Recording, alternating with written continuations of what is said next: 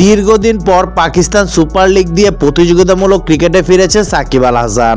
প্রথম ম্যাচে সেভাবে জ্বলে উঠতে না পারলেও দ্বিতীয় ম্যাচে ঠিকই নিজের জাত চিনিয়েছে অলরাউন্ডার। মাঝে কঠিন সময় পার করলেও আপাতত ক্রিকেটেই মনোযোগী তারকার।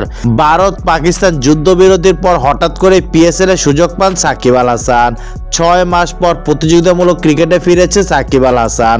মাঝের সময়টা ক্রিকেট ক্যারিয়ারে সবচেয়ে কঠিন সময় পার করেছেন তিনি। বোলিং অ্যাকশন নিষিদ্ধ হওয়ার পর দুইবার পরীক্ষা দিয়েও ব্যর্থ হয়েছিলেন। রাজনৈতিক কারণে গত আগস্টের পর আর পা রাখতে পারেননি দেশে। জাতীয় দলেও তার ভবিষ্যৎ অনিশ্চয়তায় ঢাকা। এমন অবস্থায় খেলার সুযোগ পেয়ে প্রত্যাবর্তনটা তেমন সুখকর ছিল না। ব্যাট হাতে ব্যর্থতার পর বল হাতেও ছিলেন উইকেট শূন্য।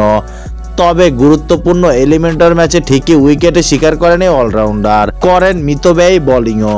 পাকিস্তানের জিও নিউজকে সাকিব বলেন, যখন আপনি লম্বা সময় পর ক্রিকেটে ফিরবেন আপনি অবশ্যই উচ্ছ্বাসিত থাকবেন।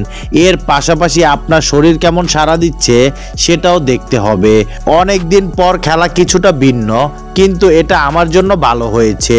লাহোর কালান্দার্সের আসন্ন ম্যাচগুলো অবশ্যই আমার জন্য ভালো হবে।